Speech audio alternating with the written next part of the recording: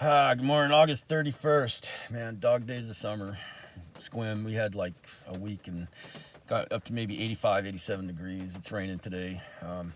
Anyway, I came to me last night. I got to do this next video next.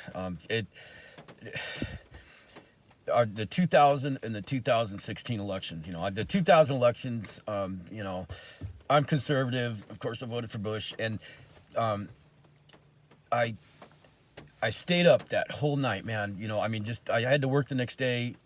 Tuesday was my first day of my week in my pools. I didn't do swimming pools on Mondays. I went and did work. I went and did repairs and stuff on Mondays. That's when I go make extra money. And so I had to work the next day, and I stayed up till 3 in the morning on that election night in 2000. It just was like, I was glued to it. Misty had gone to bed, and she's like, "You ever coming?" And anyway, and I just was at that time. My dad had turned me on to Rush Limbaugh, and it was funny because my dad thought Rush was just too far right on some issues, and my dad was really conservative. I'm not a Republican. I am a conservative, my dad turned me on to Rush, and I started listening to him, and it was funny because I'd be doing pools, and if he was 9 to 12 on KLOS down there in LA, and if my little radio broke, and I'd go buy another one. I listened to Rush every day, and also there was Kylie and Booms on Fox Sports on the radio. And Kylie Booms was so funny, man. I just look them up. They were great, man. I would have replaced my radio for them also. So anyway, we get through that election, and what happens, and so 2016, I'm working for Homestead. And I started Homestead in 2015. I think I started with Lloyd Barber. That was my client's name. He was this 97-year-old gentleman, successful. I don't know I don't remember what he did. I'm sure I was told, but he had a really nice house, had money, could, and so he had it was like a 4-bedroom house that was just his, man, all by himself up there. It was down on by Voice of America, and I don't have all the details, but when I guess the way back in the 50s, the Russians were radio broadcasting signals to the U.S., so we were going to do the same thing. And there's this place, you go down Kitchen Dick Road, and before you get to Dungeness Park or whatever, you turn left, and there was this area that they had set up to build all these antennas and buildings and stuff, and it's still sitting there. And we were going to broadcast at Russia. They build 152, a tower that would reach Russia, and so they call it Voice of America. Anyway, Steve told me that story about how that actually happened, because there's a park, Voice of America, and it's actually not the Voice of America. Lloyd could get around. He was 97 years old. I was going, man, your 100th birthday, man, I'm going to be there. He didn't last that long, but he needed a lot of help. He could walk to the bathroom by himself, but it was going to take him, a minute or two to get there. And it was kind of cool because his memory was gone also. I don't know if we're watching TV if he understood it or not, but a year or two later at Squim Rehab here, I was in there for another client, and Lloyd Barber was across the hall. As I'd walk by, I'd seen him, and then I think a nurse was in there, so I left him alone. And then when she'd left, and I went back in, and I said hi, and he smiled at me. I don't think he realized who I was. I think in his mind he recognized me, but he didn't know, exactly who I was, where I came from, or whatever. But it was cool, man, to be able to go say goodbye to him for the last time. I didn't think it was going to be my last time. Let me see. That's about it on Lloyd, my client. Okay, Lloyd had a son, Steve Barber. And Steve was as far left as I am right. This guy was a puffball liberal. He was just, it was, So I'm sitting there in their family room. We're watching TV. There's a fire stove right next to us, really nice. Steve was one of these guys that he was a contractor, and he left out one of his fidelity statements so I could see it. I know he did it because, I mean, it was right there. It wasn't where he normally, and I look at it, and that one account was 1.5 million, and I'm like, good for you, man. Good. And he told me that what he did was, he became a contractor, and he'd set up all his subcontractors, and then he would show up at 11, leave at 2. And that's what he did, man, and let them do the work, and he made all the money. All right, good gig, man. That is brilliant.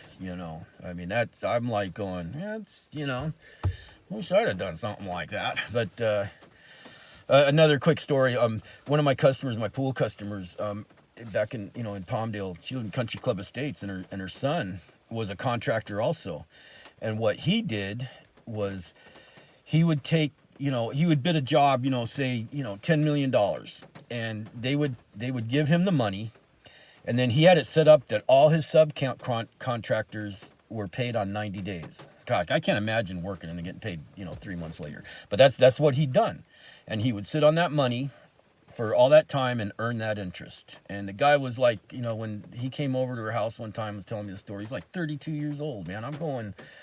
Now that is a good gig, man. And you're making the money from your job. Anyway, so I saw that fidelity statement. I'm, okay. Steve was a narcissist. God, man, he was as narcissistic as anybody I've ever met. Really interesting dynamic, and they let it slide that his wife Marlene, in their marriage, she had signed a contract with him. And it was weird because she was sometimes living here in Sequim with him, but most of the time she was over in Bellingham on the other side of the water, north of Seattle. And I just thought, just a weird dynamic. It's none of my business. Like I said, man, I thought my family was weird, man. I was like, Steve, man, it drove me out of my mind. We'd be watching TV, and we'd be watching, CNN, MSNBC, whichever, liberal news station that he was, had them all down. And a commercial would come on. It didn't matter if it was, we were watching political news or anything. When a commercial came on, Steve would jump up, change the channel to the next news channel, and leave the room. I mean, it just drove me absolutely batty, man. We're watching the Seahawk game. The game starts. For some reason, it was a Seahawks first drive, and they went to a commercial for some reason, and he jumps up and changes the channel, and we come back to it, and they scored a touchdown. I was come on, man. Anyway,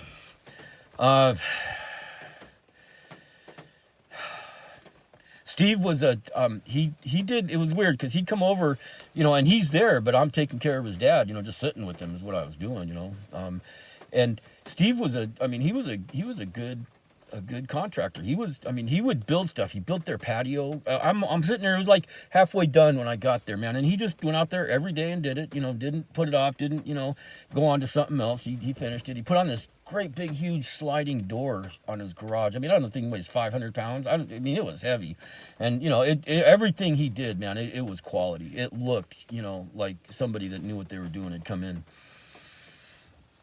It was impressive work.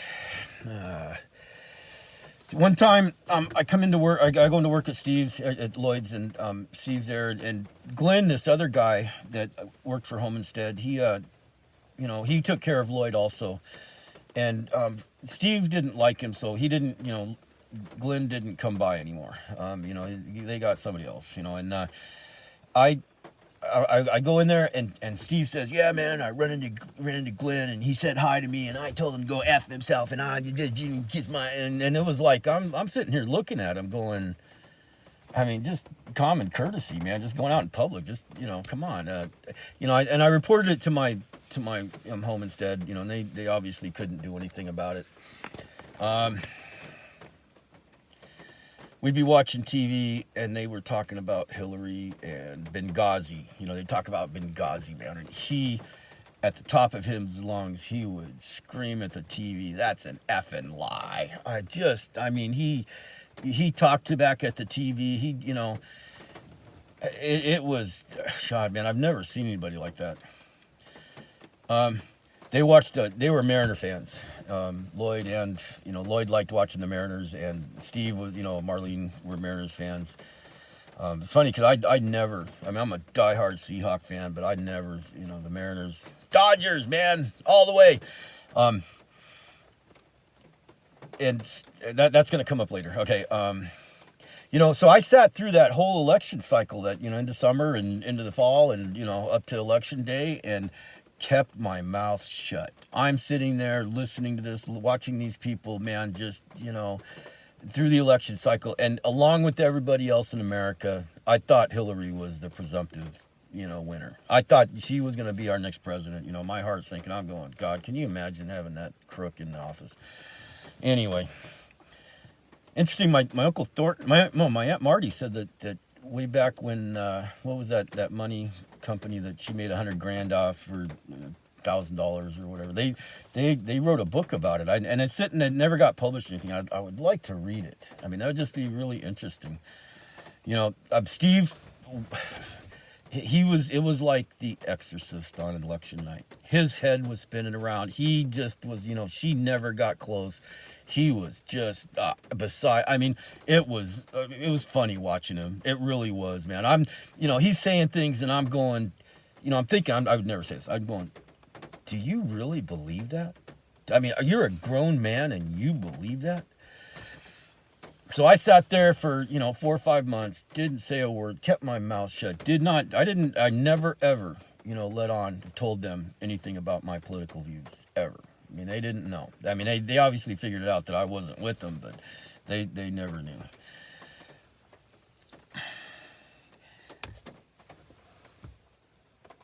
I thought the 2000 election, I thought nothing could ever top that. I'm going, man, that was wild. I loved it.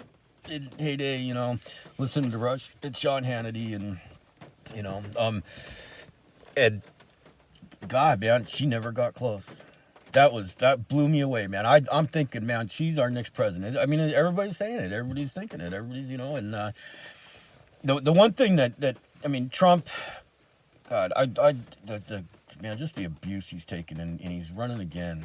This like, God, man, because he wants to make this country better. But the one thing, a couple things, Trump, he got whatever his $30 million, whatever, way back when. I may be wrong on that number, but and he turned it into what he turned it into, and it was under Ronald Reagan. And so in my mind, I'm going, this guy's gonna do what worked for him, for the rest of the country. And I think that's what he tried to do. He couldn't do it. And I forgot the other one. I'll mention it later. So we get, sitting through election night. They're just, God, I've never seen anybody so down. That was great. And I'm getting ready to leave, and Marlene, they figured out that I'm doing backflips inside. I'm like, God, man, I want to go outside and jump up and down and scream, that Hillary isn't our president. And, I'm walking out the door, and Marlene says to me, well, we'll make a Mariner fan out of you yet. I'm like, no, you won't. Dodgers. Oh, man, just a little side, man. Teenage dream, man. A couple of teenage dreams of mine came true. I got to learn to scuba dive, and I got to go to a World Series game, man. I went to the second game of the Dodgers World Series in 1988 against the Oakland A's. It's where Orel Hershiser pitched a shutout. It was 4-0, not a no-hitter, a shutout. And it was funny because the first time Orel came up to bat, he hit a triple, and he slides into third, and the rest of the game, his uniform was dirty. And another thing about that game that was fun was when he came up to bat for the fourth time, and he had gone 3 for 3. I think he got a triple and 2 singles. And so he's coming up to bat, and he's batting 1,000 in the World Series. I always thought that was cool. But those two things, man, scuba diving, that was, I have to make a video about my scuba diving, things I saw underwater. Anyway, I had to share that story about the 2000 and 2016 election. I mean, nothing will ever top 2016 election for me. That was just sitting in their family room that whole time, and just they were going. Anyway, it's raining here. I love it.